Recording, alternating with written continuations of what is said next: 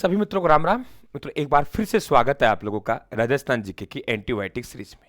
देखिए, राजस्थान के भौतिक प्रदेश, वो भौतिक प्रदेश साथियों जिनमें आप लोग, मैं घंटे नहीं मैं दिनों की बात कर देता हूं कि दिन नहीं आपने वर्षों लगा दिए होंगे साथियों। लेकिन हो सकता है समझ में आगे, मैं ये नहीं कह रहा आप लोगों पे परसेंटेज नहीं लगा रहा, लेकिन निश्चित तौर से साथियों ये जो आप लोगों को 10 मिनट की क्लास है, मैं कह रहा हूं उन दिनों में उन आपके लाखों रुपए आपने कोचिंग सेंटर बर्बाद किए उन पर भारी पड़ेंगे साथियों, ये मेरा वादा है आप लोगों से। देखिए, राजस्थान के भौतिक प्रदेश साथियों, राजस्थान भौतिक प्रदेशों को हम लोग 4 भागों में बांटते हैं। कितने भागों में? 4 भागों में। एक भाग है हमारा ये उत्तरी पश्चिमी मरुस्थल आपको दिखाई दे रहा है। दूसरा भाग ये आप लोगों को ग्रीन लाइन है, ये अरावली पर्वतमाला है। और तीसरा भाग आपको ये दिखाई दे रहा है, ये आपका पूरी मैदान है। और चौथा भाग ये आप लोगों के हाड़ौती का पठार है। ये देखिए आप लोग यहां से इस तरीके से हाड़ौती का पठार दिखाई दे रहा है आप लोगों को, ये रहा। ठीक है, ये चौथा भाग आप लोगों के हाड़ौती का पठार है। बात क्लियर हुई? तो आपके 4 भौतिक प्रदेश है साथियों। इसे दक्षिणी पूर्वी पठारी भाग में हम लोग कह सकते हैं। दक्षिणी पूर्वी पठारी भाग में इसे कह सकते हैं। अब गौर से देखिए आप लोग कि ये जो इधर वाला भाग है ना, ये भाग कौन सा? ये आपका उत्तरी पश्चिमी मरुस्थल है। ये ध्यान रखिए, आप लोगों की 2 चीजें आपको साथ लेके चलनी है। नंबर 1 साथियों, पहली बात आपको ध्यान रखनी है कि हमारे पास में 2 ही अवशेष हैं, 2 ही, या तो टेथिस महासागर से बने हमारे भौतिक प्रदेश या गोंडवाना लैंड से बने। अब गोंडवाना लैंड मान लो भाटा है, पत्थर है। अब पत्थर से 2 ही चीज बनती है, सीकर नुमा उठ गई तो वे आपके पर्वत हो गए, और अगर समतल हो रह गए आपके चट्टाने, वे आपके पठार हो गई। तो पर्वत और पठार आपके गोंडवाना लैंड के अवशेष हैं, और मैदान और आपके साथियों मरुस्थल है, ये आपके किसी महासागर के अवशेष हो सकते हैं। रेत आके जमाती गई और वे टेथिस महासागर का अवशेष है। पहला पॉइंट ये समझना है। दूसरा कॉन्सेप्ट ये क्लियर करना है आप लोगों को कि पहले जो बने हैं साथियों, वे आपके पर्वत बने, गोंडवाना लैंड के अवशेष पहले हैं और आपके टेथिस महासागर के अवशेष बाद में। तो सबसे पहले जो अरावली पर्वतमाला का निर्माण हुआ, दूसरा उसके बाद में साथियों हम लोग बात करें तो आपके दक्षिणी पूर्वी पठारी भाग का हुआ। फिर मैदान मरुस्थल तो आज ही प्रसार कर रहा है, तो मरुस्थल संसार का युवा मरुस्थल कहलाएगा। चौथा भाग आपका ये है। अब बात करते हैं जनसंख्या। देखिए, 61.11% हमारा क्षेत्रफल है। 40% जनसंख्या निवास करती है उत्तरी पश्चिम मरुस्थल में। 9% हमारा क्षेत्रफल है। 10% जनसंख्या निवास करती है अरावली पर्वतमाला में। 23% हमारा क्षेत्रफल है। 39% जनसंख्या निवास करती है पूरी मैदान में। और 6.89% क्षेत्रफल है। 11% जनसंख्या निवास करती है दक्षिणी पूर्वी पठारी भाग में। तो क्षेत्रफल की दृष्टि से सबसे बड़ा भौतिक प्रदेश आपके थार का मरुस्थल है, और जनसंख्या में भी वही है। लेकिन जनसंख्या घनत्व तो यहां ज्यादा है। कहां? पूरी मैदान में। अब बात करते हैं साथियों जनसंख्या की दृष्टि से सबसे छोटा प्रदेश अरावली, और क्षेत्रफल में थार का मरुस्थल। क्षेत्रफल में बात करें, बड़ा थार, क्षेत्रफल में बात करें तो थार का मरुस्थल सबसे बड़ा, और क्षेत्रफल में आपका दक्षिणी पूर्वी पठारी भाग। जनसंख्या में जनसंख्या अरावली है क्योंकि 10% जनसंख्या निवास करती है, यहां तो 11% है। ये समझ गए आप लोग? अवशेष समझ गए किसके? अब मित्रों ध्यान रखें आप लोग कि यहां जो हम लोग बात कर रहे हैं, अरावली की बात कर चुका हूं, ये उत्तरी पश्चिमी मरुस्थल है। उत्तरी पश्चिमी मरुस्थल में एक 50 सेंटीमीटर वर्षा रेखा है जो इसे अरावली से अलग कर देती है। अरावली को हम भारतीय जल विभाजक रेखा भी कहते हैं, 50 सेंटीमीटर, क्योंकि इधर वर्षा ज्यादा इधर वर्षा कम है। लेकिन मित्रों फिर भी 25 सेंटीमीटर वर्षा रेखा है। फिर थार के मरुस्थल को 2 भागों में बांट देती है। आपने सर कैसे बांटेंगे? आप बांट देंगे क्योंकि थार के मरुस्थल में जो वर्षा होती है वे आप लोगों के 50 सेंटीमीटर से कम होती है। तो हमने क्या किया, 0 से 25 वर्षा होती है उसको दे दो भाई, ये तो महान मरुस्थल है, ज्यादा मरुस्थल है। और जो 25 से 50 है वे मरुस्थल तो है लेकिन आधा मरुस्थल है। 25 से 50 है मरुस्थल तो है लेकिन आधा मरुस्थल है, और 25 से कम है वे आप लोगों को पूरा मरुस्थल है। तो 25 सेंटीमीटर वर्षा रेखा से कम जो भाग है ये हमारा महान मरुभूमि, ये ध्यान रखें आप लोग साथियों।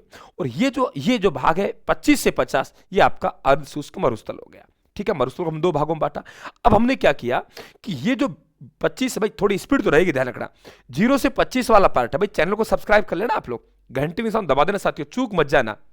एक दिन जरूर पछतावा होगा, वाकई अगर आपने इस चैनल को ज्वाइन नहीं किया तो मैं वादा कर रहा हूं आप लोगों से, आज नहीं तो साथियों 6 महीने बाद, लेकिन एक दिन तय होगा कि राजस्थान जीके में राजस्थान साथियों क्या है। आप लोगों की दुआएं चाहिए बस।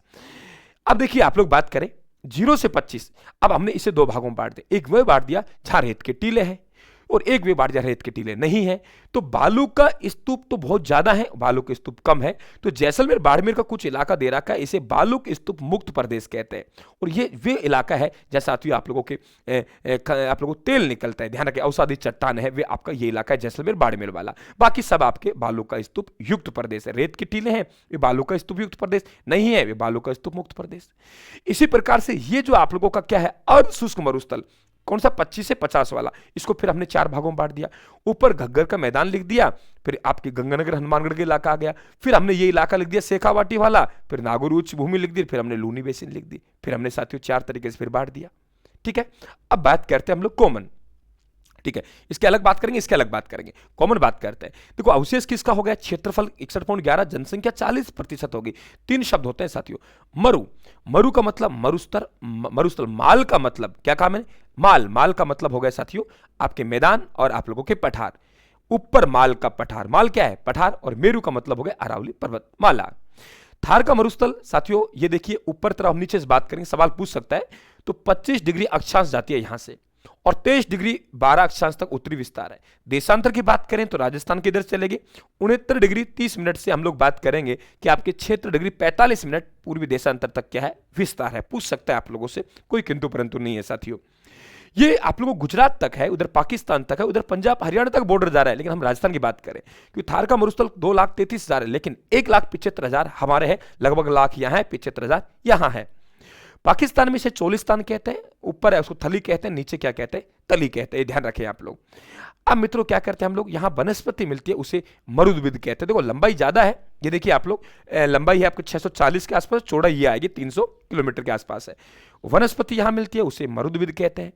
मरुस्थलीय पौधे यहाँ मिलते हैं उसे जीरोफाइट्स कहते हैं। मरुस्थलीय रेगिस्तान है साथियों, रेगिस्तान का जो आगे बढ़ना है उसे मरुस्थलीकरण कहते हैं। रेगिस्तान के आगे बढ़ने की प्रक्रिया को हम मरुस्थलीकरण कहते हैं। और ध्यान के साथ मरुस्थलीकरण क्या काम है, मरुस्थलीकरण आगे, और उसे रेगिस्तान का मार्च कहते हैं। और नाचना गांव जैसलमेर का सर्वाधिक इससे प्रभावित है, जैव विविधता वाला है मित्रों। डॉक्टर ईश्वर प्रकाश ने जैव विविधता कारण इसे रुक्ष क्षेत्र कहा है। डॉक्टर ईश्वर प्रकाश ने जैव विविधता कारण इसे क्या कहा है, रुक्ष क्षेत्र कहा है। ये भी आप लोग ध्यान रखेंगे, बहुत बढ़िया आपका प्रश्न बनेगा। अब देखिए बहुत क्लियर, मिनटों में हमारा क्लियर हो गया।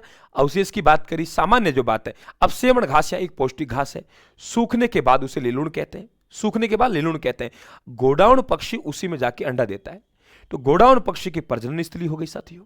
वहां प्यूणा नामक सर्प है जो श्वास के माध्यम से जहर छोड़ता है। टाट या रन जो अस्थायी झीलें हैं, टाट या रन अस्थायी झीलें हैं साथियों, उन्हें हम लोगं ने टाटरन कहा। वहां जो आप लोगों के जो सूख जाती है, सूखने के बाद जो साथियों वहां के परत बनती है उसे सेलिनाश कहते हैं। और वहां जो खेती की जाती है उसे खड़िन खेती कहते हैं। और जैसलमेर के पाली वालों ने सबसे पहले इनको, पाली वाले ब्राह्मणों ने खड़िन खेती वहां की थी, ये आप लोगों को ध्यान रखना है। एक साथियों वहां थार का गढ़ा कहते हैं, चंदन नलकूप को थार का गढ़ा। देखिए कितनी बचत हुई है, आप लोग ये ध्यान रखें कि मेरे हिसाब से आइडिया नहीं लगा सकते कितनी बचत हुई है। थार का घड़ा, समय देखिए आप लोग, थार का घड़ा हम किसे कहते हैं, चंदन नलकूप को कहते हैं। क्लियर, ये हुई सामान्य बातें हमारे पास में। अब अगले पॉइंट में हम लोग बात करेंगे, वे बात करेंगे मित्रों हम लोग कि आपकी ये जो विभाजन है कि आप लोगों के ये इसमें लूनी बेसिन में क्या है, तो 5-7 मिनट का वे होगा। तो 5-5 मिनट की अगर 5-7 वीडियो मिल जाए और उसमें मरुस्थल आपको पूरा भौतिक प्रदेश हो जाए, अरे साथियों कौन कहता है नौकरी नहीं लगेगा, आप में से कौन कहता है कि समय के अभाव में नौकरी नहीं लगते, कौन कहता है कोचिंग जाओ, कौन कहता है आप ऐप लो। साथियों अगर पैसे हैं तो बिल्कुल लीजिए किसी के पास में, लेकिन वाकई कोई भाई परेशान है तो आइए, स्वागत है। समय का गृहणियां है, सर मेरे पास काम है, 3 घंटे मिलते हैं, 4 घंटे, आप राजस्थान जी के राजस्थान ज्वाइन कर लो, बस बात खत्म। पीडीएफ मंगवा लो, नोट्स जरूर मंगवा लेना, आपके पास सामान होंगे, हथियार होंगे तो सब कुछ आप लोगों को बहुत बढ़िया चलेगा साथियों। तो मैं निवेदन कर रहा हूं, नोट्स आप जरूर मंगा लेना, ठीक है। राम राम साहब, धन्यवाद, थैंक यू, ओके। टेलीग्राम पर डाल रहा हूं वही पीडीएफ को, राजस्थान के नाम से टेलीग्राम है।